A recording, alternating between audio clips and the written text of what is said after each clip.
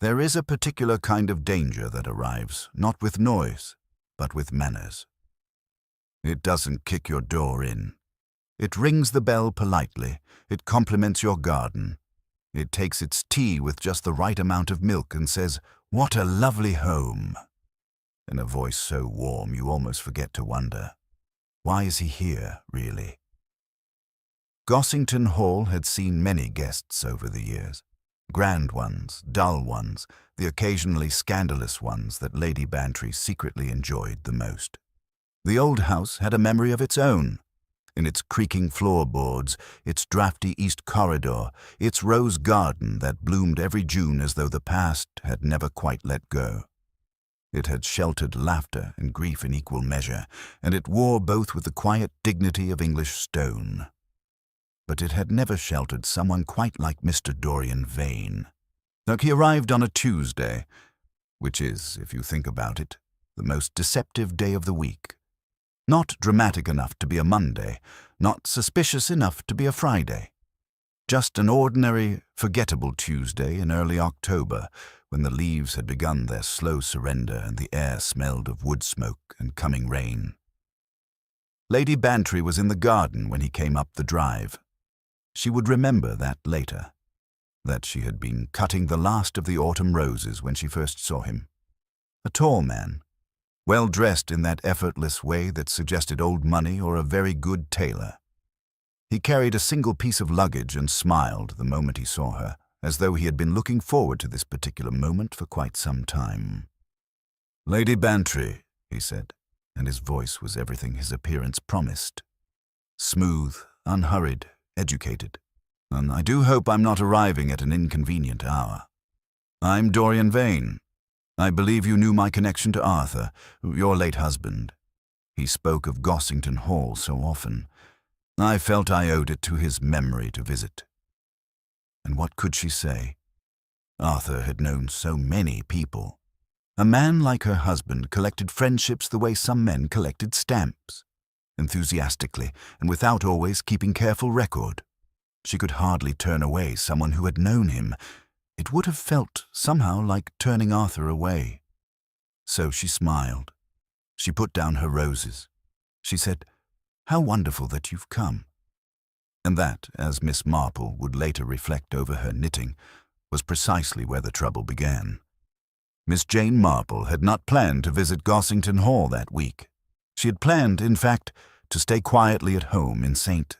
Mary Mead and finish the rather tricky Fair Isle pattern she had been wrestling with since September. But her friend Dolly Bantry had telephoned. Not urgently, not with any alarm, just with that particular tone she used when she wanted company and wouldn't quite say so. And Miss Marple had put down her knitting needles and begun to pack a small bag. She arrived on Wednesday afternoon. By Wednesday evening she had already noticed 3 things about Mr. Dorian Vane. She had not yet decided what to do about them. This is a story about a stolen heirloom, but more than that, it is a story about trust, how easily it is offered and how surgically it can be used against the very people generous enough to give it. It is a story about a house that remembered things its owner had forgotten, and it is, as all the best Miss Marple stories are. She about the sharp and terrible clarity of a gentle old woman who notices everything and says very little, until the precise moment when saying something changes everything. 10 parts. 1 mystery, and a brooch that was never quite lost, only hidden by someone who understood Gossington Hall far better than anyone had the right to. Let us begin. Part 1. The man who arrived on a Tuesday. The roses had not wanted to be cut that morning. Lady Bantry would think about that later, in the way one always thinks about small, silly things after something larger has gone wrong. She had gone out early, before breakfast even, with her old garden shears and a wicker basket, intending to bring in the last of the autumn blooms before the frost took them overnight. But the stems had been stubborn, the dew had made everything slippery, and she had nicked her thumb on a thorn before she'd managed even a handful. She had stood there sucking her thumb like a child, looking at the roses with mild reproach, when she heard the crunch of gravel. A car. Not a taxi. The engine was too quiet for that, too assured. Someone's private vehicle, or a very good hire.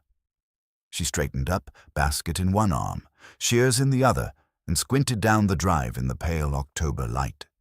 The man who stepped out was, she would admit later, immediately impressive. Not in a showy way. Nothing about him announced itself. He was tall without being imposing, well-dressed without being flashy. Dark coat, good shoes, a hat he removed the moment he saw her, as though hat removing were a reflex bred into him from birth. His hair was dark, with just enough grey at the temples to suggest experience rather than age. He had a face that inspired confidence, the sort of face that made you feel, inexplicably, that things were going to be perfectly all right. He smiled as he came up the path, and his smile was warm and wide and reached all the way to his eyes. Or so it seemed, standing 20 feet away in an October morning. "Lady Bantry?" he said. "What a picture. The garden is every bit as beautiful as Arthur described." She blinked. "You knew Arthur?" "Dorian Vane," he said, extending his hand. His grip was firm, but not aggressive. The handshake of a man who had been taught young that confidence and aggression were not the same thing. "We met some years ago. A mutual friend introduced us at a dinner in London. Geoffrey Harwood, I believe. And Arthur and I kept up a correspondence afterwards. Nothing terribly regular, but, well, he was the sort of man you didn't forget." Dolly Bantry felt the familiar little ache that still visited her sometimes without warning. Arthur had been dead 4 years now, and she had, she believed, made a reasonable peace with that. But certain phrases still reached in and caught her somewhere just beneath the breastbone. The sort of man you didn't forget. Yes, that was exactly right. "How kind of you to come," she said, and she meant it.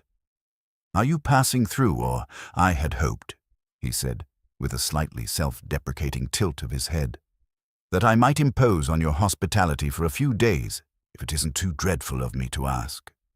I've been traveling rather a lot lately, and I confess I'm in need of somewhere quiet.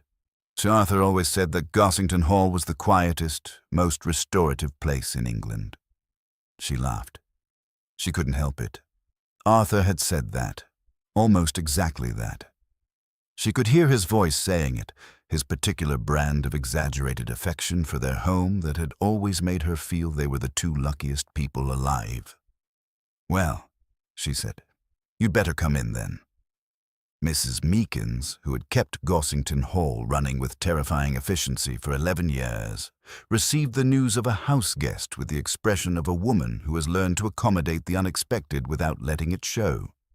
She was a compact, iron-haired woman with the organizational instincts of a field general, and she had the East guest room prepared, aired and supplied with fresh towels before Mr. Vane had finished his first cup of tea. Dorian Vane was, it turned out, a very easy guest. This was, had anyone been paying attention, the first peculiar thing about him. He complimented the house in all the right ways. Not the excessive, performative compliments of someone trying too hard, but the specific, observant ones that suggested genuine appreciation. He noticed the Flemish landscape painting in the entrance hall, and knew roughly when it had been painted. He asked about the library with what seemed like real interest. At dinner that first evening he was witty without dominating conversation, attentive without being obsequious, and managed to ask questions about the house's history in a manner so natural it felt like simple curiosity rather than interrogation. He was, Lady Bantry reflected, going to bed that night exactly the sort of house guest one hoped for, which should perhaps have given her pause. Because in her experience, and Dolly Bantry's experience was wider than most people gave her credit for, things that seemed exactly right very rarely were. Miss Marple arrived the following afternoon on the 2:15 from St. Mary Mead. She came, as she always did, with a small brown bag, her knitting, and an expression of mild, benevolent interest in everything around her. The station taxi driver, who had driven her to and from Gossington Hall on a dozen occasions, remarked to his wife that evening that the old dear seemed sharper than usual, more alert somehow, as though she were listening to something he couldn't hear. Lady Bantry met her in the drawing-room with tea and genuine relief. "I'm so glad you've come, Jane. I've had the most interesting house guest arrive. Terribly charming man. New Arthur, apparently. I thought you might enjoy meeting him." Miss Marple settled herself into the armchair nearest the fire, the one she always chose, which was also, coincidentally, the one with the clearest view of the entire room, and accepted her tea. "How delightful," she said pleasantly. "How long has he been here?" "Since yesterday morning." "And you knew him before?" "Well, no, but he knew Arthur, through Geoffrey Harwood." Miss Marple stirred her tea once, slowly.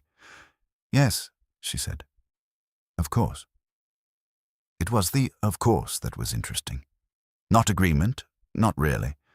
More like the quiet sound a key makes when it first touches a lock. Not turning yet, just touching. Mr. Vane joined them for tea at 4:30. He was charming, he was warm.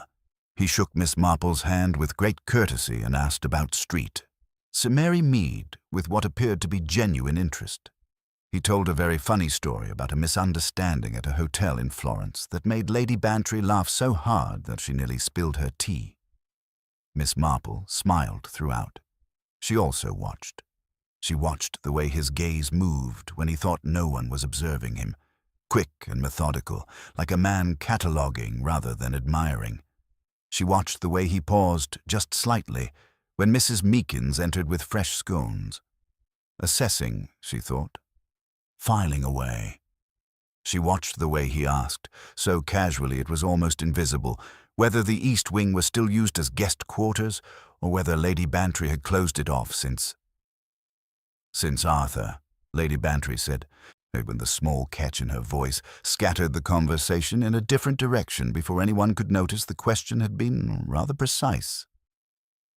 Later, when Mr. Vane excused himself to dress for dinner and his footsteps had retreated down the corridor, Lady Bantry topped up Miss Marple's tea and said cheerfully, "Well, what do you make of him?"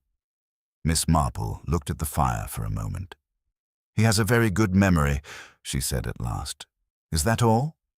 "For now," said Miss Marple, and picked up her knitting. "For now." That night, sleeping in the quiet of the East guest room, Mr. Dorian Vane lay on his back in the darkness and stared at the ceiling with eyes that did not close for a very long time. He was thinking about the emerald brooch he had glimpsed that afternoon, sitting in its old leather case on Lady Bantry's dressing table, invisible for just a moment through an open door. He was thinking about the east-facing wall of the rose garden and the ivy that grew along it and what the ivy concealed. He was thinking, with the focused patience of a man who had done this sort of thing before, about how long he would need. 3 days, he estimated. Perhaps 4, if the old woman stayed. Part 2. What the House Remembered. Gossington Hall had a particular silence at night, not the silence of emptiness. It was too old a house for that, too full of accumulated years and absorbed voices. It was more like the silence of a held breath, the kind that settles into plaster and oak and stone over decades, layered like sediment, until the house itself seems to be listening rather than simply standing. Miss Marple had always felt it, till she lay awake that first night in her usual room. The blue room, second on the left at the top of the main staircase, the one with the window that looked out over the rose garden. And she listened to Gossington Hall breathe around her. The tick of the landing clock, the occasional murmur of old pipes, the soft protest of a floorboard somewhere down the corridor, settling into the cold, and then not settling, moving. She did not sit up. She did not reach for the lamp. She simply lay still, eyes open in the dark, and listened with the particular quality of attention that had, over the years, become her most finely sharpened instrument.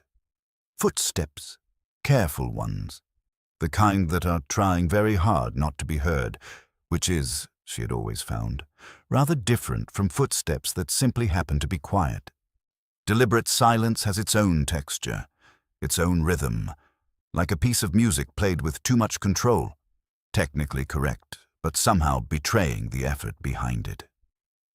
They moved down the corridor, past her door, towards the landing, then nothing. Miss Marple counted to 60, then she rose, drew her dressing gown around her with the quiet efficiency of a woman who has learned never to hurry unnecessarily, and moved to her window. The rose garden below was silver and black in the moonlight, beautiful in the cold, indifferent way of things that do not know they are being watched. For a long moment there was nothing, just the garden, the darkness, the distant shape of the hedge. Then a figure, moving along the east-facing wall, not rushing, not skulking, walking with that same careful, measured quality as the footsteps in the corridor. A man who knew precisely where he was going and was taking pains to look as though he weren't going anywhere in particular, even in the middle of the night when there was no one to observe the performance. Except there was.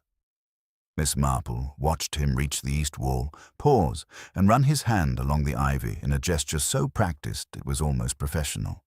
He wasn't searching. He was confirming. There is a difference, and it is not a small one. She watched him stand there for perhaps 30 seconds. Then he turned and walked back towards the house, and she stepped back from the window before he could glance up. She returned to bed. She did not sleep immediately. She thought instead about Ivy, and about the particular gesture of a man touching a wall, not to find something, but to remember where it was. Breakfast at Gossington Hall was a generous affair. Lady Bantry had always kept a proper breakfast: eggs, bacon, toast with actual butter, a pot of tea that was replaced the moment it showed any sign of cooling. It was one of the things Miss Marple had always privately loved about visiting. At home in St. Mary Mead she was perfectly content with her modest routines, but there was something deeply restorative about a full English breakfast in a house that still knew how to do one properly. Mr. Vane came down at 8:30, looking entirely well-rested, which Miss Marple noted without expression. He was wearing a different suit today, lighter than the day before, which was either coincidence or attention to detail of a particular kind.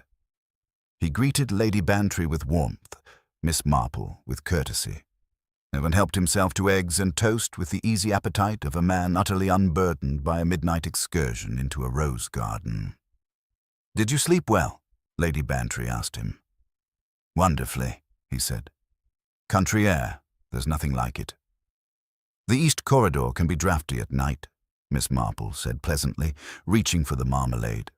"I always think old houses speak most clearly in the dark, don't you? All those small sounds." Something crossed Dorian Vane's face. It was not guilt. It was too controlled for that. But it was something adjacent to recalibration. A man who has just been reminded that the room he thought was empty had an occupant. "I slept straight through," he said with a smile. "Like a stone." "How fortunate," said Miss Marple. After breakfast, Mr. Vane offered to accompany Lady Bantry on her morning walk, and she accepted with the uncomplicated pleasure of a woman who enjoyed company. Miss Marple watched them go from the drawing-room window, Dolly chattering cheerfully about the garden, Vane listening with his head slightly inclined, asking questions at precisely the right intervals. He was good, Miss Marple thought. Very good. The questions were always about the house. Never blatantly, never in a way that could be called strange. They came wrapped in admiration, in nostalgia, in the apparently genuine affection of a man reconnecting with the memory of an old friend. What a beautiful old gate. Is that the original ironwork? Does the east garden connect to the lane, or is it fully enclosed? Arthur always mentioned a wonderful old hidden corner somewhere out here. And Lady Bantry, generous and unsuspecting and simply happy to talk about her home, answered everything.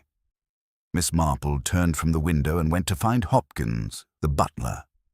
Hopkins had been at Gossington Hall for 19 years. He was a thin, precise man with the slightly melancholy air of someone who had seen too much and chosen, as a professional matter, to forget most of it. He was polishing silver in the pantry when Miss Marple appeared in the doorway. "Hopkins," she said, in the gentle conversational tone she used when she was about to ask something important. "I wonder if you could help me with something. Pure curiosity on my part. You know how I am."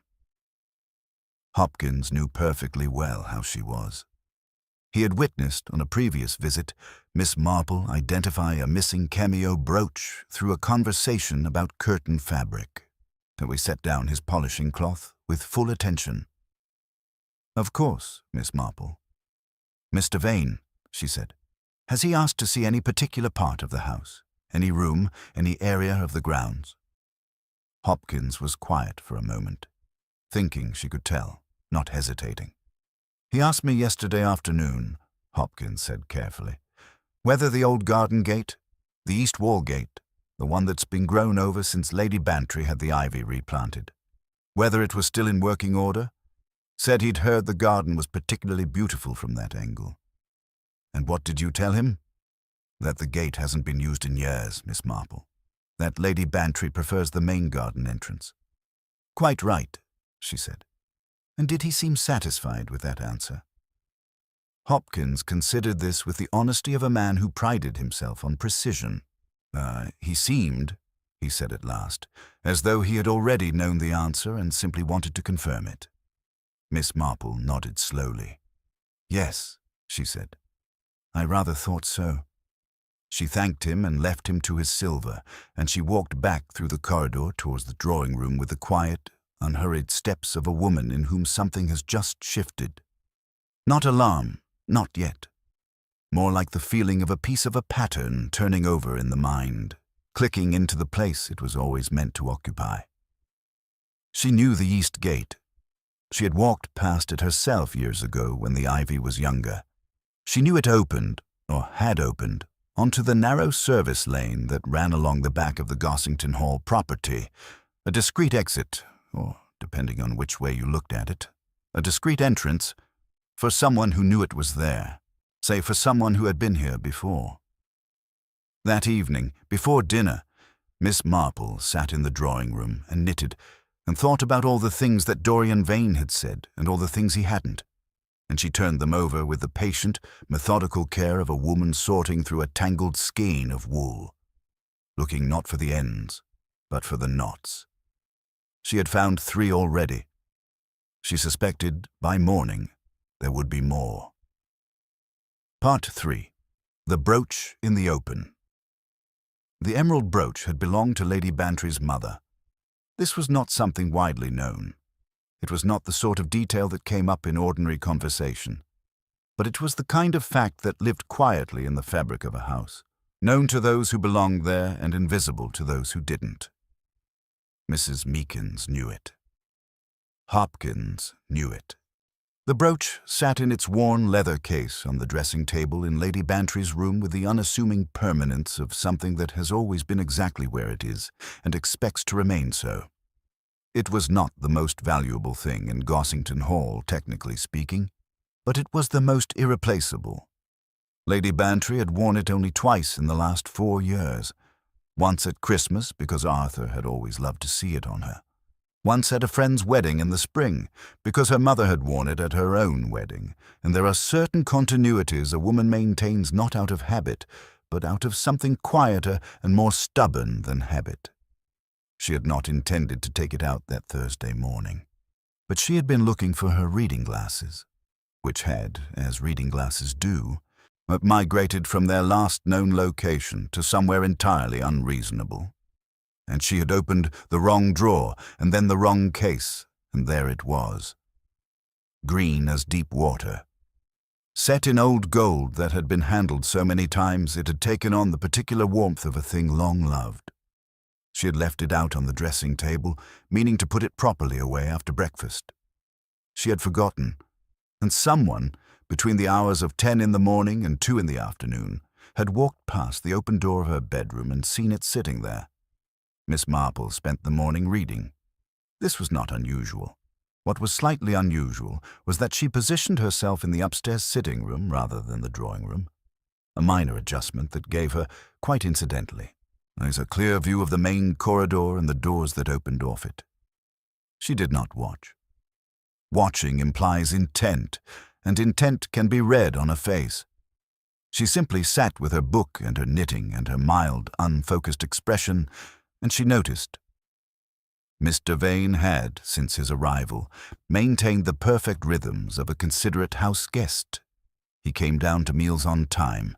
He occupied himself between meals with walks and reading and occasional conversation.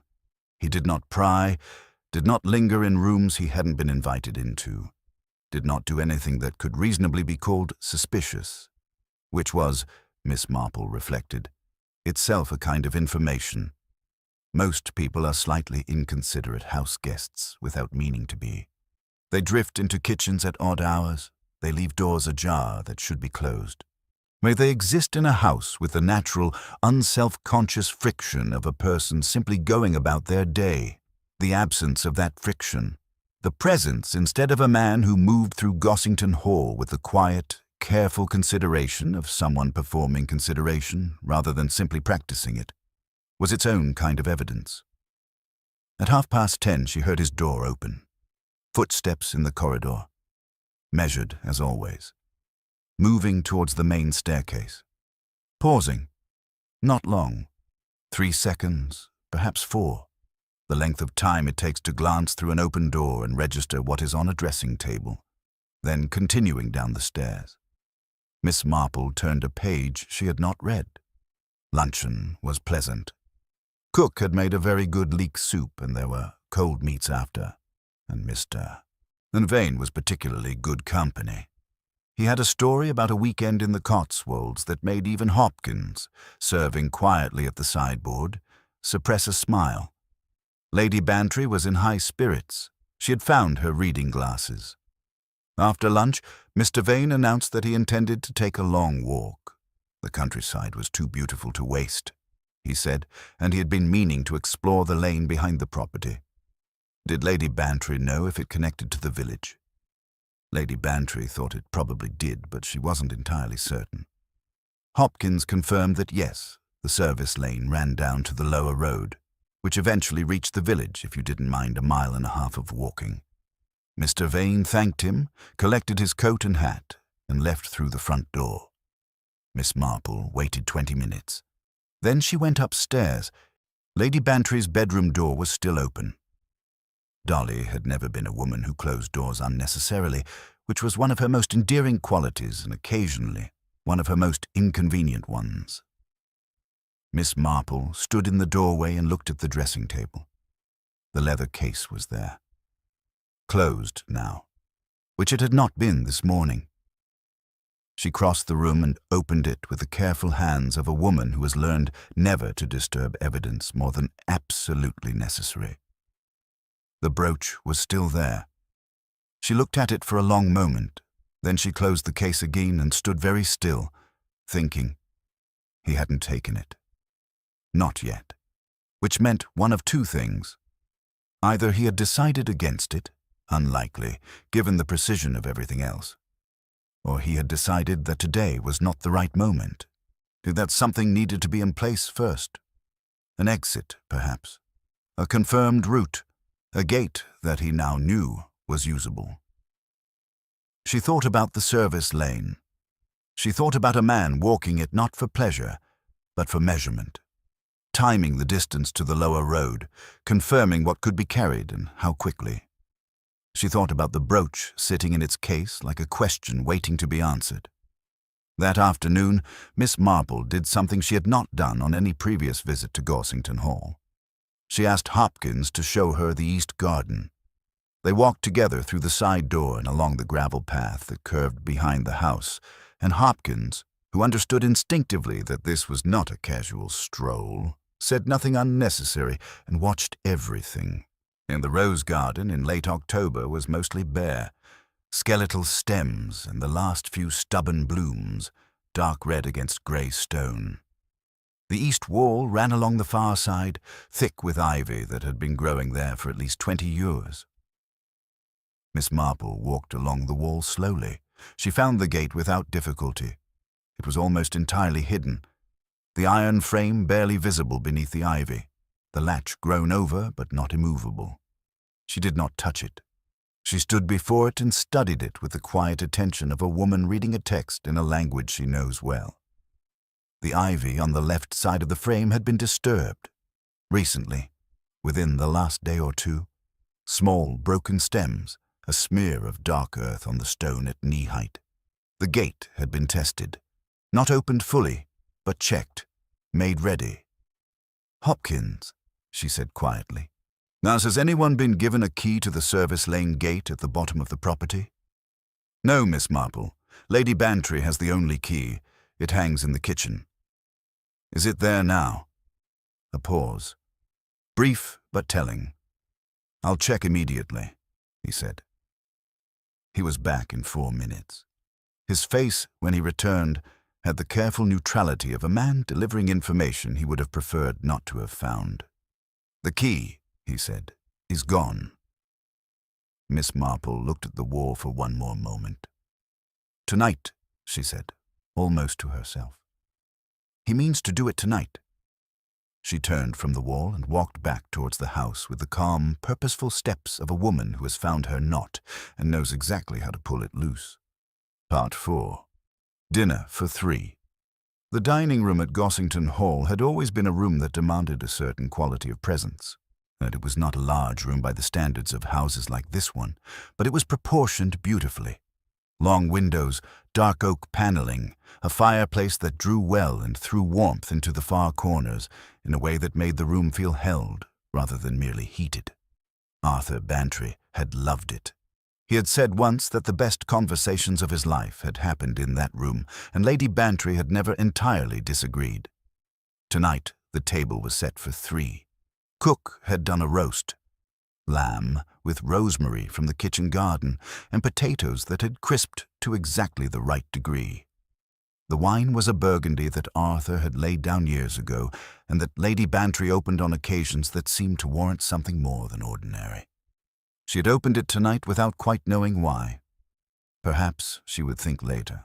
Or some part of her had sensed that this was the last ordinary evening Gossington Hall would have for some time. Mr. Vane was in exceptional form at dinner. This Miss Marple had observed before in people who were managing something difficult beneath the surface. They frequently became more alive, not less. The proximity of action, of risk, of a thing long planned about to be executed, seemed to sharpen certain people into a brightness that those around them found inexplicably appealing without being able to say precisely why. He talked about his travels. He had apparently been everywhere. Florence, Lisbon, a summer in Dubrovnik that he described with the particular fondness of a man who had been genuinely happy somewhere. He talked about Arthur, carefully, specifically, and in the way of someone who has prepared their material thoroughly, but knows better than to oversell it. He remembered the dinner where they had met. He remembered what Arthur had said about England. Lady Bantry listened with shining eyes, and that particular expression she wore when someone gave her back a piece of Arthur she hadn't known she was missing. Miss Marple ate her lamb and said almost nothing. She was watching his hands. Not obviously. She was not obvious about anything. But with the steady peripheral attention of a woman who had learned that people's hands frequently tell a story their faces have been trained to suppress. His hands were still tonight. Composed. The hands of a man in full control of himself. Which was either the sign of a very calm temperament or of someone who has stilled themselves deliberately because the alternative is to give something away. She thought it was the latter. There was a quality to his stillness that reminded her, unexpectedly, of a young man she had once known in St. Mary Mead.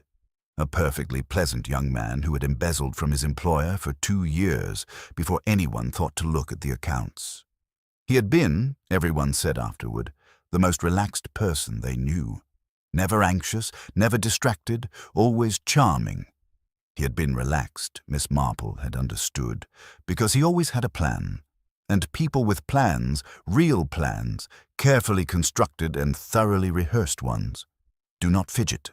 They simply wait. "I must say," Mr. Vane said, or accepting more wine with a graceful inclination of his glass, "I cannot remember the last time I felt so thoroughly at home somewhere. Gossington Hall has a quality I find very rare."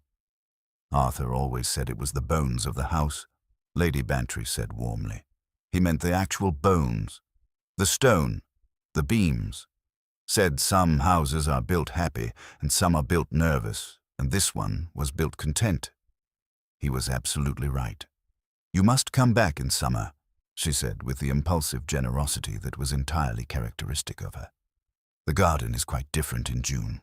The roses—" "I should like that enormously," said Vane. Miss Marple looked at her wine-glass.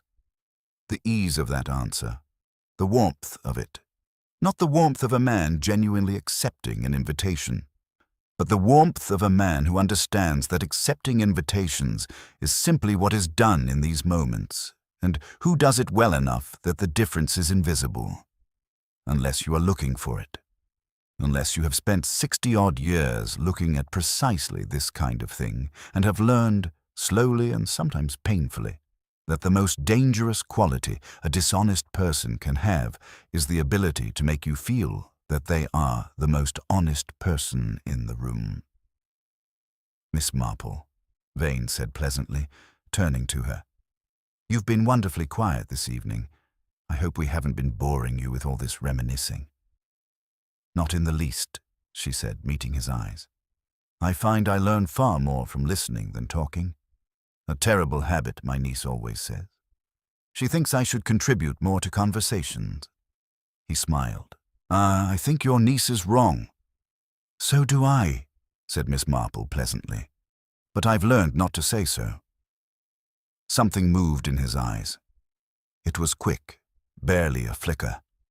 And Lady Bantry was reaching for the bread and didn't see it. But Miss Marple saw it, and she understood it for what it was. Not hostility, not guilt. Something more precise than either. Recognition, the particular look of a clever person who has just realized, one evening too late, that the quiet old woman across the table is not what she appeared to be. After dinner they took their coffee in the drawing-room. The fire had been built up and the room was warm and amber, and Lady Bantry put on the gramophone, something old and slow and slightly melancholy that suited the October night outside. Vane sat in the armchair near the window, coffee cup in hand, the picture of contentment. Miss Marple sat by the fire with her knitting. She was counting stitches. She was also, simultaneously, thinking about the kitchen key that wasn't on its hook, and the gate in the east wall, and the service lane that ran down to the lower road, and the brooch in its leather case upstairs, and the question of timing. He would wait until the house was fully asleep. That was the professional approach. Not the earliest possible moment, but the safest one. 2 in the morning, perhaps. 3. She had, she calculated, 4 hours. "I think," she said, setting down her knitting and rising with the careful movements of a woman managing elderly joints, "that I shall have an early night. All this country air." Lady Bantry looked up with mild concern. "Are you all right, Jane?" "Perfectly," said Miss Marple. "Just pleasantly tired." "Good night, Dolly. Good night, Mr. Vane." "Good night, Miss Marple," said Vane, with a smile that was warm and wide and reached all the way to his eyes. She smiled back. She went upstairs. She did not go to sleep. At 10:30 she heard him go to bed. At 11 the house fell into its deep, particular silence. Miss Marple sat in the chair by her window in the dark, fully dressed, her hands folded in her lap, and she watched the rose garden below with the patient, unhurried stillness of a woman who has all the time in the world. She was not afraid. She had stopped being afraid of people like Dorian Vane a very long time ago. She was, if anything, sad. Said in the quiet, familiar way she always felt when intelligence was wasted on dishonesty, and when someone capable of being genuinely remarkable chose instead to be merely dangerous. Such a pity, she thought. Such a terrible, ordinary pity. The clock on the landing ticked. The fire in the garden was cold and still and silver under the moon. Miss Marple waited. Part 5. The hour before 3. The clock on the landing struck 2. Each note fell into the silence of the house like a stone dropped into still water, clean, deliberate, spreading outward until the last echo dissolved into the walls and the dark settled back into itself, complete and uninterrupted. Miss Marple did not move. She had been sitting in the chair by the window for nearly 3 hours now, and she had not once felt the urge to check whether she was right. That particular anxiety, the anxiety of doubt, had left her sometime in her 60s, or replaced by something quieter and more reliable. Not certainty, exactly. More like the deep, structural confidence of a woman who has learned to trust her own reading of things, not because she was never wrong, but because she understood precisely how she arrived at her conclusions and could trace every step of the journey. She was not wrong about Dorian Vane. The question was only one of timing. Outside, the rose garden lay in deep shadow. The moon had moved since midnight, pulling its light westward and leaving the east wall in a darkness that was almost complete. Which was, she noted, convenient for someone who needed to move along that wall without being observed from the house. She had thought, earlier, about waking Hopkins. She had decided against it. Hopkins was a good man, steady, discreet, loyal to Gossington Hall in the deep, and an unshowy way of people who have given their professional lives to a place and made their peace with that. But he was not young, and there was a quality to Dorian Vane that she did not think should be confronted physically in the dark by a man in his late 50s. Vane was controlled, yes. Composed, yes. But control and composure in people who have committed themselves to a course of action can, when that action is interrupted, become something else very quickly. No.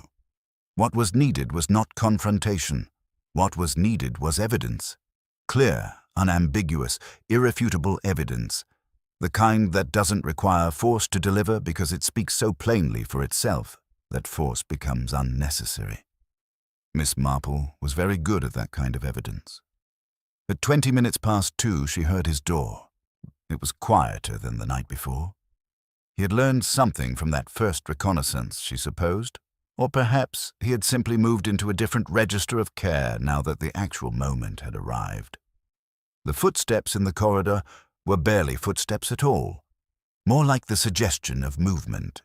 The house's floorboards, however, were older and more honest than Mr. Vane, and one of them, the third board from the landing, which had a slight warp in it that caused it to compress unevenly, gave a sound that was not quite a creak but was certainly not silence.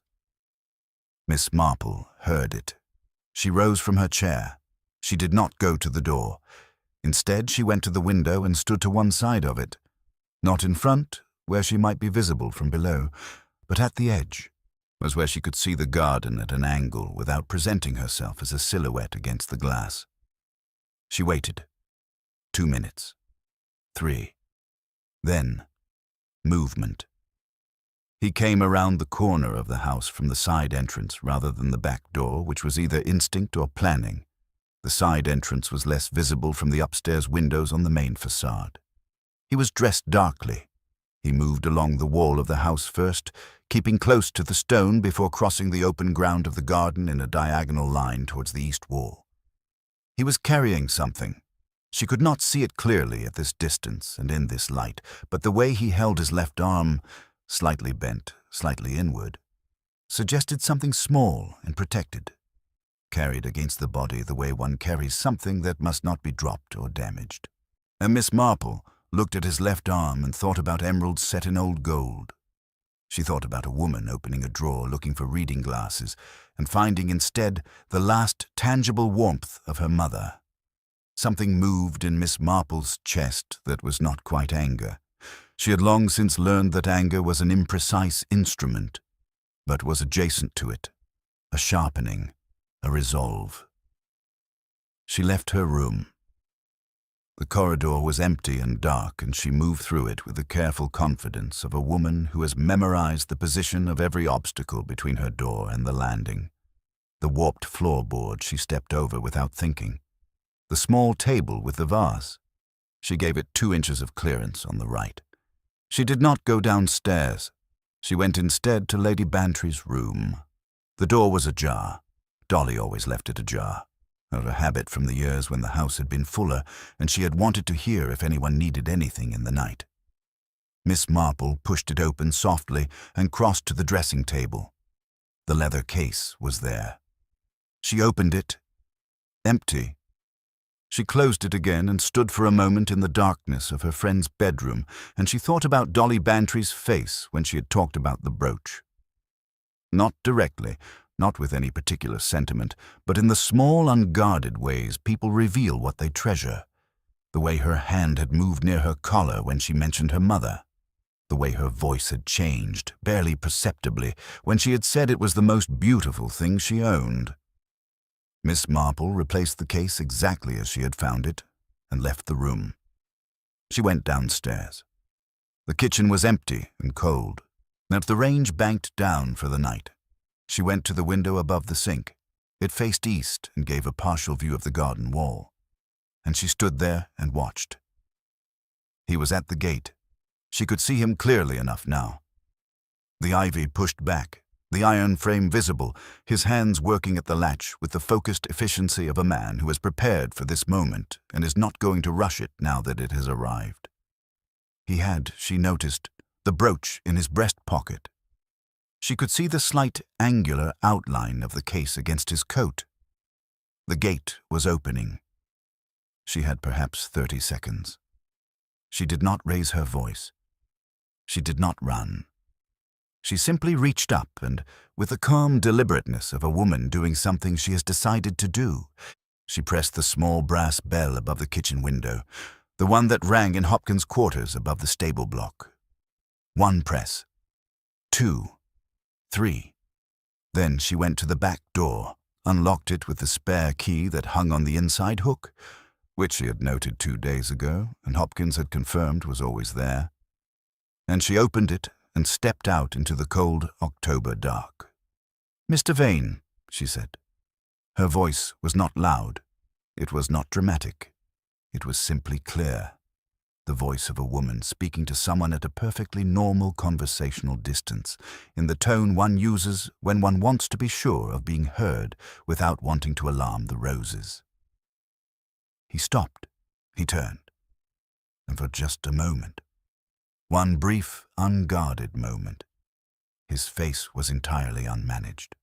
No warmth, no social ease, no carefully calibrated charm. Not just a man looking at an old woman standing in a cold garden at 2:30 in the morning and understanding, with the particular clarity of a clever person whose plan has just been interrupted, exactly who she was and exactly what this meant. "I think," said Miss Marple pleasantly, "that you have something that belongs to Lady Bantry." Behind her, in the stable block, a light came on. Part 6. The Man Unmasked. The cold came off the garden in waves. It was the particular cold of an English October night. Not vicious, not dramatic, but relentless in the way of things that have no particular malice and simply are what they are. It settled into the shoulders and the back of the neck and the spaces between fingers, and it made the darkness feel more complete than darkness usually does, as though the temperature itself were a kind of darkness. Miss Marple stood in it without apparent discomfort. She was wearing her dressing gown over her clothes. She had dressed before sitting down to wait, as she always did when she expected to be active before morning, and she had her cardigan underneath and her sensible shoes, and she was, all things considered, adequately prepared for standing in a garden at 2:30, confronting a thief. Dorian Vane stood at the east gate and looked at her. The gate was open behind him. The service lane beyond was a strip of deeper darkness, and the lower road was invisible from here but present in the mind as an escape route that was now, in the space of one spoken sentence, no longer an escape route at all. He was, she observed, thinking very quickly. She could see it in him. Not panic, say nothing so uncontrolled as that, but the rapid, efficient reassessment of a man who has encountered an obstacle he did not anticipate and is running through his options with the focused speed of someone who has been in difficult positions before and has always, until now, found a way through them. He settled, after perhaps 5 seconds, on the version of himself she had seen at dinner.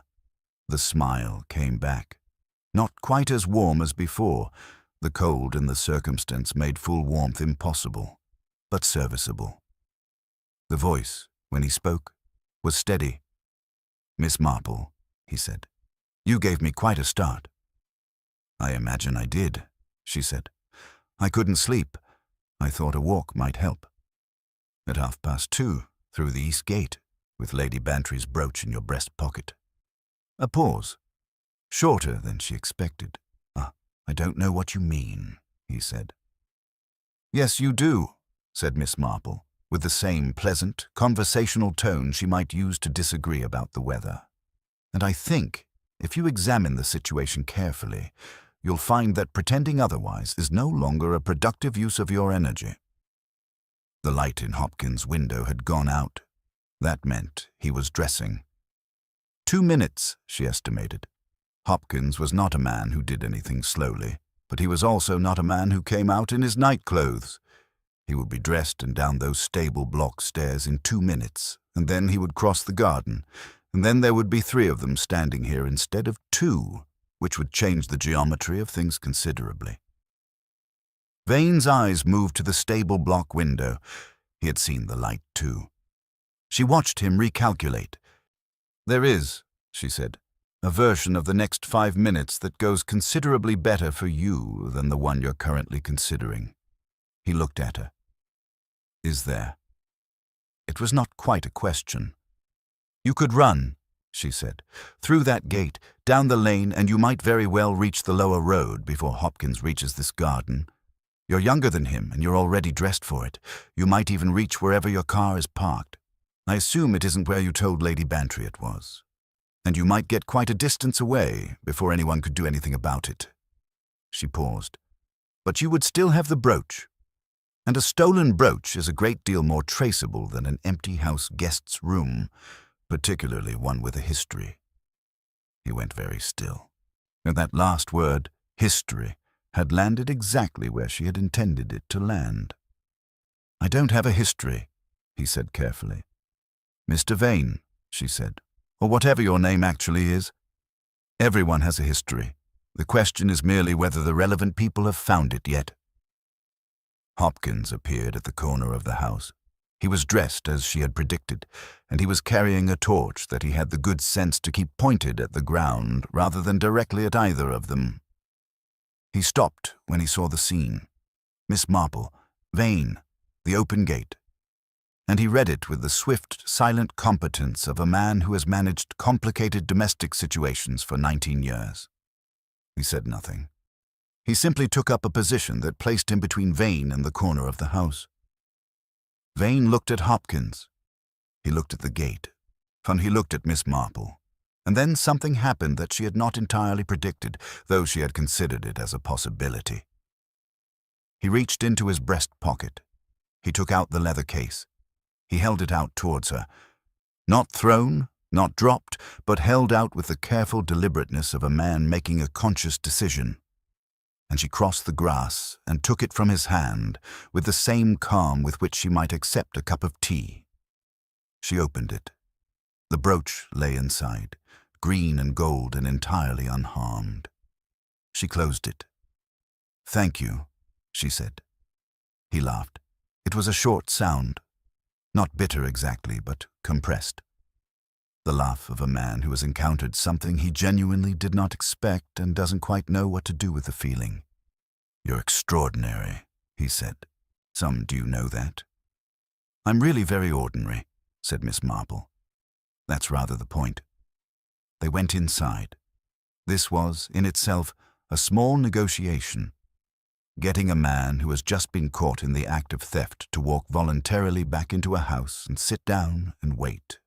But Miss Marple managed it with the same unhurried certainty with which she managed everything, and Hopkins managed the rest, and 10 minutes later, Dorian Vane was sitting at the kitchen table with a cup of tea in front of him that he hadn't asked for, and a door behind him that Hopkins was leaning against with the casual authority of a man who doesn't need to make threats.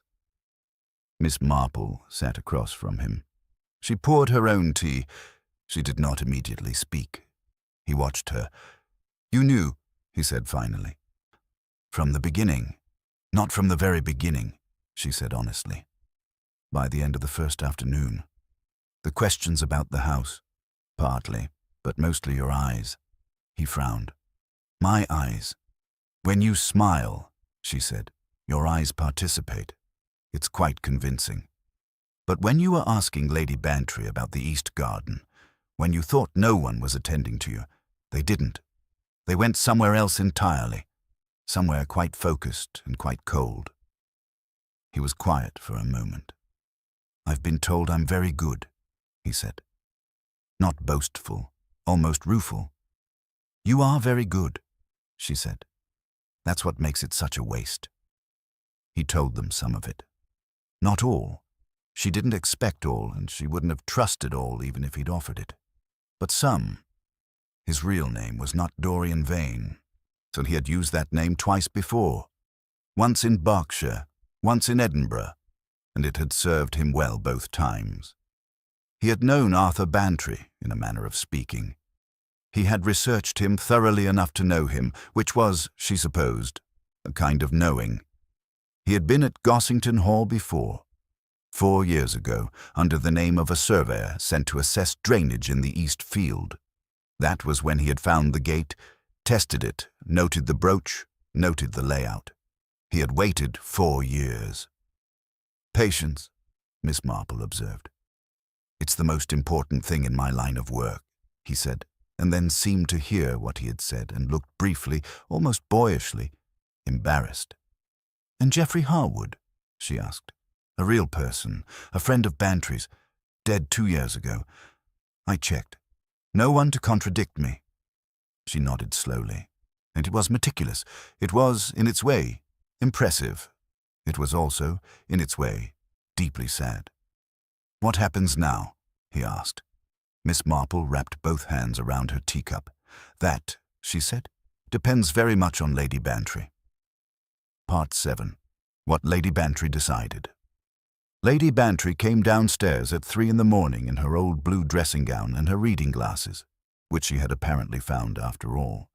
She came because Hopkins had gone up quietly and knocked on her door and said, in the careful, neutral tone he reserved for situations that required her presence, without causing her to panic on the stairs, that Miss Marple had asked if she might come down to the kitchen when she felt ready. Lady Bantry, who had known Miss Marple for a great many years, understood that when she felt ready meant now, and Miss Marple asked, meant something has happened that you need to be present for. She had put on her glasses and her dressing gown and come down. She stopped in the kitchen doorway. She looked at Dorian Vane sitting at her kitchen table with a cup of tea in front of him and Hopkins leaning against the door behind him.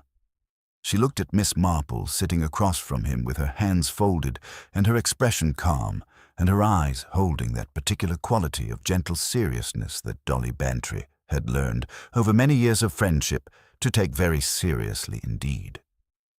Then she looked at the leather case sitting on the table between them. She crossed the room and picked it up and opened it and looked at the brooch for a long moment without speaking. And then she closed it and held it against her chest with both hands, and her face did something complicated and private that Miss Marple looked away from, because some moments belong only to the person experiencing them. Then Lady Bantry pulled out a chair and sat down. "Well," she said, in a voice that was entirely steady, "someone had better tell me everything." Miss Marple told her. She told her clearly and completely and without embellishment, which was the only way she knew how to tell things that mattered. She told her about the first afternoon, the eyes, the questions, the East Garden. She told her about the midnight reconnaissance and the gate and the missing key. Now she told her about Hopkins and the stable block, and the moment in the cold garden when Dorian Vane had stood at the open gate with the brooch in his pocket and 3 ways out, and had chosen, in the end, none of them. Lady Bantry listened without interrupting. When Miss Marple finished, Dolly Bantry sat for a moment looking at the table. Then she looked at Vane. He met her eyes. He did not look away, which Miss Marple noted. Whatever else he was not a coward about consequences. That was something, she supposed. Not much, but something. Geoffrey Harwood, Lady Bantry said. I'm sorry, Vane said. He was a convenient name. I had no intention of... Of what? She said. Of making me think Arthur had more friends than he did. Of using a dead man's name to walk into my house. Of using Arthur's name. Her voice did not rise, and that was the remarkable thing. It stayed entirely level throughout, which was somehow worse than if it had shaken. Vane said nothing. Arthur, Lady Bantry said, was the most genuinely kind person I have ever known. He would have given you money if you'd asked. He would have found you work if you needed it. He helped people constantly and quietly and never once mentioned it because it never occurred to him that it was worth mentioning. She looked at the leather case in her hands. You used his name to steal from his house, from his wife. This brooch belonged to my mother, Mr. Whoever you are. I wore it at my wedding. Arthur used to touch it sometimes, just with one finger when we were talking. He said it was the most beautiful thing he'd ever seen. Silence. The kitchen clock ticked. The range ticked in a different rhythm. I'm sorry, Vane said. And this time, Miss Marple listened carefully. It sounded like something other than a performance. It sounded like a man who has been shown the human dimensions of what he has done and is feeling those dimensions for perhaps the first time. Whether that feeling would last beyond this kitchen, she could not say.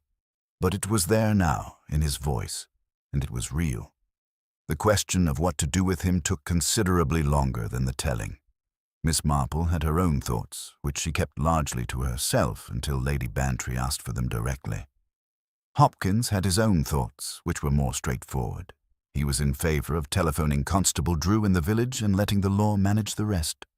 This was, she thought, entirely reasonable. But it was Lady Bantry's decision, and Lady Bantry sat for a long time with the leather case in her hands and thought about it with the same thoroughness she brought to everything that mattered to her. If I call the police, she said eventually, there will be questions. There will be a case, presumably. My name in the local paper and then possibly the national ones. Arthur's name. She paused. The brooch is back. Nothing else was taken. Nothing, Hopkins confirmed. He was here for 3 days, she said. He ate at my table. He told me things about Arthur that... She stopped. That I don't know whether to believe or throw away entirely. She looked at Vane. Were any of them true? The things you said about Arthur, the dinner in London, the correspondence. Vane looked at her steadily. The dinner was invented, he said. But the things I said about him, what he was like, how he spoke about this house, the kind of man he seemed. I took those from people who actually knew him. I researched carefully, and everything I found suggested he was exactly the man I described. Lady Bantry absorbed this. So you told me true things, she said slowly, in service of a lie. Yes. That, she said, might be the most Arthur thing anyone has ever done for entirely the wrong reasons. And then, astonishingly, she laughed. It was short and slightly broken and not entirely happy, but it was real, and it broke something in the atmosphere of the kitchen that had been pulled very tight for quite some time. I'm not going to call the police, she said. Hopkins drew breath. Miss Marple said nothing. I'm going to ask you to leave before dawn, Lady Bantry said to Vane. And I'm going to ask Miss Marple to keep a record of everything she knows about you, your real name, if we can find it, your methods, the names you use, and that record will go to a solicitor with instructions that it be sent to the appropriate authorities should anything like this happen again. To me or to anyone else. She stood up. And I'm going to ask you one question, and I want a real answer. Not a performed one. A real one. Vane looked up at her. Is there anything, she said, actually worth saving in you? Or has it all gone? The kitchen was very quiet. Vane looked at the table for a long time. When he looked up, his face was different. Not the social face, not the careful face, but something underneath both of those that was considerably less polished and considerably more human. I don't know, he said. Lady Bantry nodded once. That's the most honest thing you've said since you arrived, she said. I suggest you find out. She took the brooch and walked out of the kitchen and back upstairs, and the sound of her footsteps on the stairs was the most dignified sound Miss Marple had heard in a very long time. Part 8. The morning after dawn came slowly to Gossington Hall. It always did in October. The light arrived, not as arrival, but as gradual permission, seeping in at the edges of things, touching the tops of the hedges first, and then the upper windows, and then the garden in stages, as though the day were feeling its way carefully into a space it wasn't entirely sure it was welcome in yet. Miss Marple was awake for all of it. She had returned to her room at 4:15. After Vane had collected his single piece of luggage from the east guest room, Hopkins accompanying him at a discreet distance, and walked down the front drive in the thin pre-dawn dark without looking back. She had watched him go from the landing window. He had reached the end of the drive, turned left onto the lane, and disappeared behind the hedge, and that was the last Gossington Hall saw of Mr. Dorian Vane, or whoever he actually was. Miss Marple sat in her chair by the window and watched the light come into the garden and thought about the case with the particular quality of retrospective attention she always gave to things once they were resolved, and was not to congratulate herself. She found self-congratulation a deeply unproductive exercise. But because there was always something to be learned from looking back at the shape of a thing once you could see the whole of it, she thought about the eyes. The first thing she had noticed, the smile that didn't quite reach them when he was asking questions, and the way they sharpened into something cold and focused when he thought no one was attending to him. Eyes were, in her experience, the least cooperative part of a person's performance. Everything else, voice, posture, gesture, expression, could be trained and managed and maintained with sufficient practice. But the eyes had a habit of going where the mind went, and the mind, in unguarded moments, went to what it was actually thinking about. She thought about the east wall gate, and the ivy, and the small broken stems that had told her what she needed to know about timing. She thought about Hopkins, who had been impeccable throughout and deserved rather more credit than he would ever accept. And she thought about Lady Bantry. Dolly Bantry came down to breakfast at 8:30, which was her usual time, wearing her usual clothes, with her usual expression of someone who has decided to approach the day with reasonable good cheer, regardless of what the previous night may have contained. She sat down. She poured tea. She looked at Miss Marple across the table with the direct, uncomplicated gaze of a woman who has processed something difficult and arrived somewhere on the other side of it. "You're going to tell me I should have called the police," she said. "No," said Miss Marple. Lady Bantry looked mildly surprised. "Hopkins thinks I should have." "Hopkins is probably right," Miss Marple said, "from a strictly practical standpoint. But you weren't making a practical decision. You were making a human one. Those aren't always the same thing."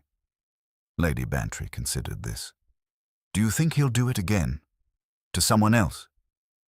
Miss Marple was quiet for a moment. She believed in honesty, particularly with people who were strong enough to receive it. "I think," she said carefully, "that people who have lived a certain way for a long time don't change because of a single night in a kitchen. Not usually. The world isn't quite that tidy. But But I also think, she said, that most people at some point in their lives encounter something that shows them themselves clearly enough that they cannot entirely pretend afterward that they didn't see it. Whether that changes anything depends on the person. I don't know enough about who he actually is to say which kind he is. Lady Bantry looked at her teacup. He looked, she said slowly, when I asked him that question, whether there was anything worth saving in him. He looked like someone who hadn't been asked something real in a very long time. Yes, said Miss Marple. He did. I don't know if that means anything. It means something, said Miss Marple. Whether it means enough, that I genuinely cannot tell you. After breakfast, now Miss Marple asked Hopkins for a piece of paper and a pen, and she sat at the writing desk in the morning room and wrote down everything she knew or could reasonably deduce about the man who had called himself Dorian Vane. She wrote it in her small, precise handwriting that hadn't changed appreciably since she was 40, and she wrote it with the thoroughness of someone who understands that details which seem minor in isolation frequently become significant in combination.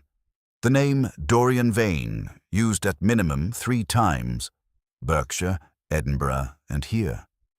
The surveyor's visit 4 years ago, which she could not prove but was confident enough in to record. The method, the borrowed dead name, the researched personal details, the patient multi-day establishment of trust before action.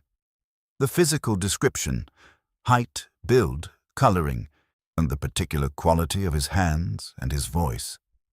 The east gate, the service lane, the pattern of reconnaissance. She sealed it in an envelope and wrote on the outside in clear letters, for Lady Bantry's solicitor, to be opened only in the event of a recurrence. She left it on the writing desk for Dolly to deal with as she saw fit. Then she went to find her knitting. The morning passed quietly. Mrs. Meekins, who had been told only that the house guest had departed early and unexpectedly, managed her expression with professional neutrality and redirected her considerable energies toward a thorough cleaning of the east guest room that suggested she had drawn her own conclusions and was expressing them through vigorous application of furniture polish. The kitchen maid, Annie, who was 17 and observant, and asked Hopkins over the washing up whether something had happened last night, because she had heard the bell in the middle of the night and then voices. Hopkins told her that Miss Marple had been unable to sleep and had come down for warm milk, and that the bell had been an accident. Annie absorbed this with the expression of someone who does not believe a word of it, but has been in service long enough to know that not believing and saying so are 2 entirely different things. "Will the gentleman be coming back?" she asked. "No," said Hopkins. "Good," said Annie, and returned to the washing up without further comment. After lunch, Lady Bantry suggested a walk. They went out through the main garden entrance and along the path that ran beside the south lawn. And the October air was cold and clean and smelled of damp earth and the very last of the season. Lady Bantry walked with her hands in her coat pockets and her chin up in the way she had when she was thinking through something large. Miss Marple walked beside her and said nothing for a comfortable while. "I keep thinking," Lady Bantry said eventually, "about the things he said about Arthur, the true ones. Yes. I know I shouldn't attach any value to them. They were part of a performance. They were chosen because they would work on me." "That's all true," Miss Marple said. "And yet," Miss Marple agreed gently. They walked in silence for a moment, the gravel quiet under their feet. "He was right about all of it," Lady Bantry said. "Arthur did say those things. Arthur was exactly that kind of man. And someone who had never met him, who had only spoken to people who knew him, managed to reconstruct him well enough that I felt for a moment like I was getting something back." Her voice was very steady. Miss Marple had always admired that about Dolly Bantry. The steadiness. It was not the steadiness of someone who didn't feel things. It was the steadiness of someone who had decided deliberately that feelings were real and important and did not require performance to prove it. "I think," Miss Marple said carefully, "that says something rather wonderful about Arthur. Not about Mr. Vane." Lady Bantry looked at her. "The fact that the truth about Arthur was so consistent," Miss Marple continued, "that even a stranger gathering second-hand impressions could reconstruct him accurately. That speaks to a man who was the same person in every room he entered, with every person he met. There are very few people like that, Dolly. It's rather rare." Lady Bantry was quiet for a long moment. Then she reached over and briefly pressed Miss Marple's arm. "Thank you, Jane," she said, "for coming. For all of it." "I wouldn't have missed it," said Miss Marple honestly. They walked back to the house as the afternoon light began its early October retreat, long and golden and already going, and Gossington Hall stood ahead of them against the pale sky, solid and unhurried, holding its breath again in the particular way it had, waiting, as old houses do, for whatever came next. Part 9. What the Ivy Concealed. 3 days after Dorian Vane's departure, a letter arrived at Gossington Hall. It came in the second post, tucked between a seed catalogue and something official-looking from Lady Bantry's accountant, and it would have been entirely unremarkable except that it was addressed in handwriting that Hopkins recognized immediately and brought to Miss Marple before he brought it to Lady Bantry, which was, she thought, exactly the right instinct.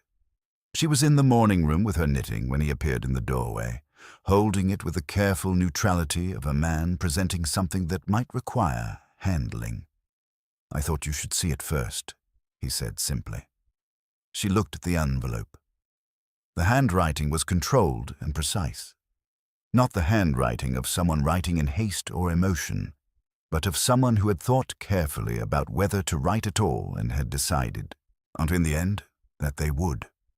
The postmark was London. No return address. She held it for a moment without opening it. "Thank you, Hopkins," she said. "Would you give me a few minutes before you tell Lady Bantry it's arrived?" He nodded and withdrew, and Miss Marple set down her knitting and opened the letter. It was not long. 3 paragraphs written in that same careful hand, on plain paper with no identifying marks. She read it once quickly, and then again slowly, which was her habit with anything that mattered. The first paragraph said that he was writing because he had found, somewhat to his own surprise, that he was unable not to. One, that the conversation in the kitchen, specifically the question Lady Bantry had asked him, had continued to occupy him in the days since in a way he had not anticipated and was finding difficult to dismiss. The second paragraph said that his real name was not something he was prepared to share, for reasons he suspected she would understand, but that he wanted Lady Bantry to know that the story of the dinner with Arthur Bantry and Geoffrey Harwood had been invented entirely, but that everything he had said about the kind of man Arthur was had come from 3 separate people who had known him well, and that all 3 of them had used almost identical language, which had struck him, even in the context of his research, as remarkable. He said he was sorry for the use he had made of that information, and he said he was aware that sorry was insufficient. He said it anyway. The third paragraph was the shortest. It said only, "I don't know yet, but I'm still asking the question. That's more than I could have said a week ago. No signature." Miss Marple read it a third time. Then she sat for quite a while in the morning room with the letter in her lap and the October light coming through the window and the sounds of the house moving around her. Mrs. Meekins somewhere above, Annie in the kitchen, the distant particular creak of the landing that she had now catalogued completely and could identify without thinking. She thought about the letter. She thought about what it meant and what it didn't mean and the considerable distance between those 2 things. She thought about a young man in St. Mary Mead. Not the embezzler this time, but another one, earlier, a boy who had stolen from the village shop for 2 years and been caught and been given, by the shopkeeper's wife, who was a woman of considerable moral imagination, a second chance that no one else thought he deserved. He had not become a saint. He had not transformed overnight into someone unrecognizable. But he had become, slowly and imperfectly, and with considerable backsliding along the way, someone who was trying. And trying, she had always believed, was not nothing. It was, in fact, rather a lot. She brought the letter to Lady Bantry herself. Dolly read it at the writing desk in the drawing-room, standing up, which was how she read things she wasn't sure about. She read it twice. Then she set it down and looked out the window at the garden for a moment. "He's not going to stop," she said. "Is he?" Not immediately." "I don't know," Miss Marple said honestly. "I think he might be at the beginning of something. What that something becomes, I genuinely cannot tell you. But you think the letter is real?" It was not quite a question. "I think," said Miss Marple, "that a man who was entirely without anything salvageable would not have written it. He gains nothing from writing it. He risks not much, given he's given us nothing identifiable, but something. It costs him something to write it. People don't spend costs they have no reason to spend." Lady Bantry looked at the letter again. "What do I do with it?" "Whatever you think is right," Miss Marple said. "It was sent to you. It's yours to decide." That afternoon Miss Marple went to the East Garden alone. And she went not because there was anything left to investigate. There wasn't. But because she had a habit, at the end of things, of returning to the place where the central fact of a case resided. Not the crime, necessarily, but the thing that had made the crime possible. The point of entry, in every sense.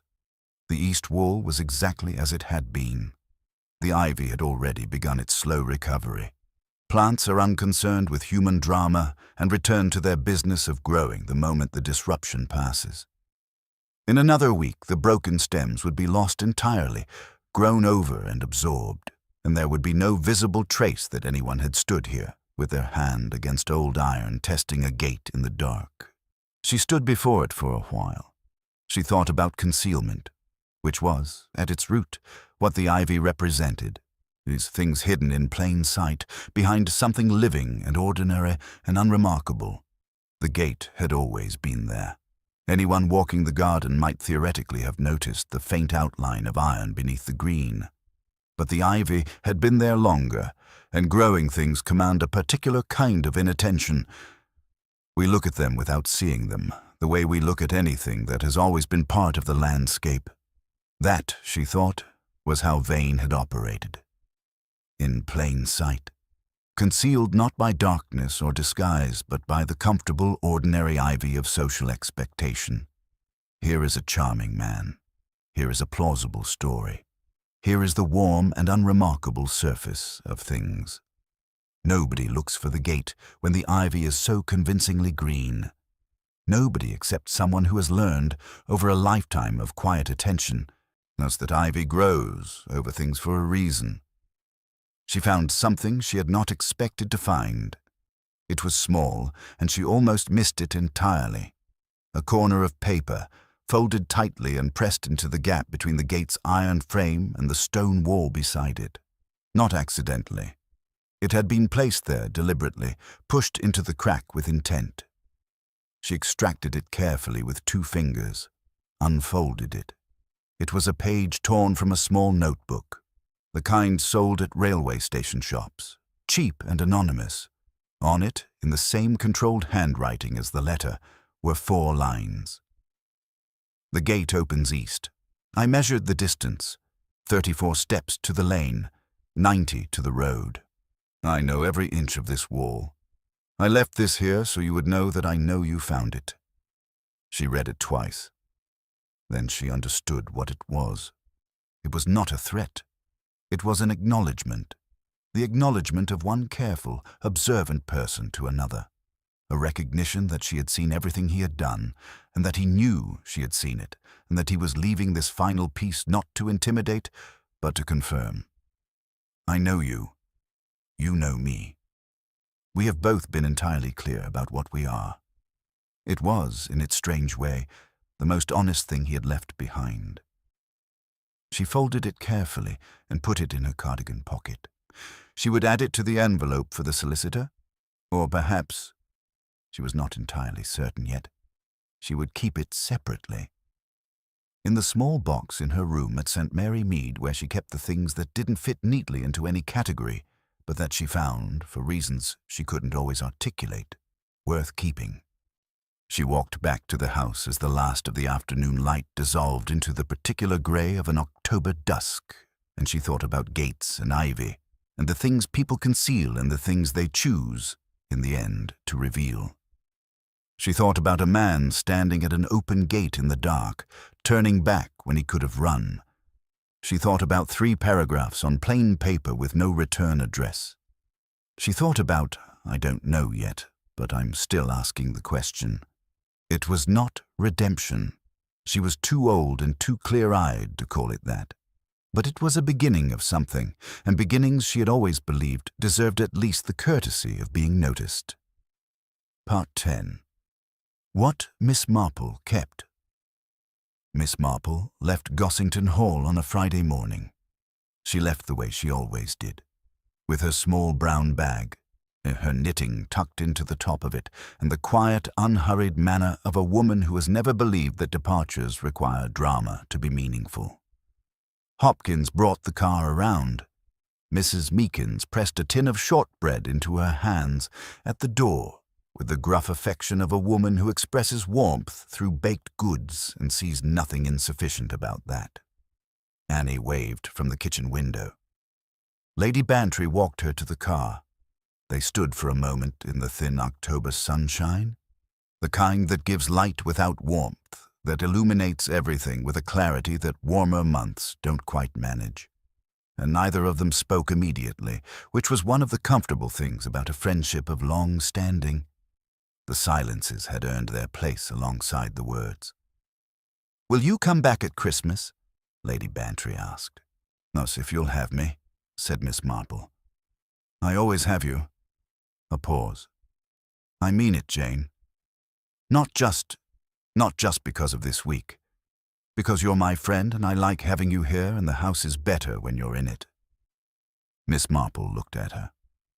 Dolly Bantry had the particular quality of people who mean everything they say, not because they are incapable of social pleasantry, but because they have always found honesty more efficient than its alternative, and have never seen a compelling reason to change. "I'll come at Christmas," Miss Marple said. Lady Bantry nodded once, satisfied, and embraced her briefly and warmly, and then stepped back with the brisk movement of a woman who knows that prolonging goodbyes only makes them heavier. "Go on, then," she said, "before Hopkins starts worrying about the train." Hopkins, who was standing at a respectful distance with the patient expression of a man who has given up pretending he cannot hear conversations that take place 3 feet away from him, said nothing. Miss Marple got into the car. The train from the village station left at 11. She had a compartment to herself for the first half of the journey, which suited her. She sat by the window and watched the English countryside move past in its October colors. Brown and amber and the deep, complicated green of things that don't shed their leaves, all of it under a sky that couldn't quite decide between gray and blue, and had settled for both simultaneously. She took out her knitting. She did not immediately knit. As she sat with the needles in her hands and the wool in her lap, and she thought about the week in the way she always thought about things at their conclusion, not with satisfaction exactly, though there was some of that, but with the particular quality of attention she gave to the lessons that cases offered if you were willing to look for them. Every case had a lesson, not a moral necessarily. She was suspicious of neat morals, which tended to oversimplify things that deserved to remain complex. But a lesson. Something observed or understood that she had not quite seen in that particular configuration before, or had seen but not fully articulated, or had known abstractly but now knew concretely, which was a different kind of knowing and a more useful one. The lesson of Dorian Vane was, she thought, about patience. See, not his patience, though that had been considerable, and she acknowledged it without admiring it. Her own. The patience required to sit across a dinner table from someone performing honesty, and to wait, without urgency, without accusation, without tipping your hand, while the performance revealed itself through its own small imperfections. The patience required to watch and listen and accumulate and say, for the time being, nothing at all.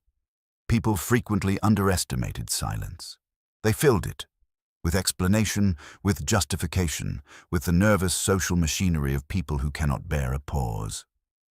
Dorian Vane had been better than most at managing silence, but even he had filled it in the end. The questions about the house, the too casual inquiries about the gate, the perfectly timed expressions of outrage and warmth and reminiscence. Silence, Miss Marple had always found, was the most reliable instrument she possessed. Not because it was passive, it was deeply active if you were using it correctly, but because it asked nothing of the person being observed, and people who are asked nothing have a habit, eventually, of giving everything away. She arrived home at St. Mary Mead at 2:30. Her house was exactly as she had left it. Small and neat and smelling of the particular combination of beeswax and old books and something faintly floral that she had never been able to identify precisely. But that was, she supposed, simply the smell of her own life accumulated in one place over many decades. She unpacked her bag. She put the shortbread tin in the kitchen. She made tea, and then she went to her writing desk and took out the small wooden box she kept in the bottom drawer. Not locked, because she had never believed that locks were the best protection for things that mattered, but tucked away, private in the way of things that are simply understood to be private. She opened it. Inside were the accumulated oddities of 40 years of quiet detection. A button from a coat worn by a man who had lied about where he had been. A theater ticket stub from an alibi that hadn't held. A pressed flower from a garden where something had been buried that shouldn't have been. Small things, unremarkable things, individually. The kind of things that fall through the gaps of official records and formal cases and end up meaning everything to the person who knows what they mean. She took the folded note from her cardigan pocket. So the gate opens east. I measured the distance. 34 steps to the lane. 90 to the road. I know every inch of this wall. I left this here so you would know that I know you found it. She read it one final time. Then she placed it in the box. Not with the envelope for the solicitor, as she had first considered, but here, with the other things that didn't fit neatly into categories, but that she found worth keeping. Because it was, she had decided, less an item of evidence than an item of correspondence.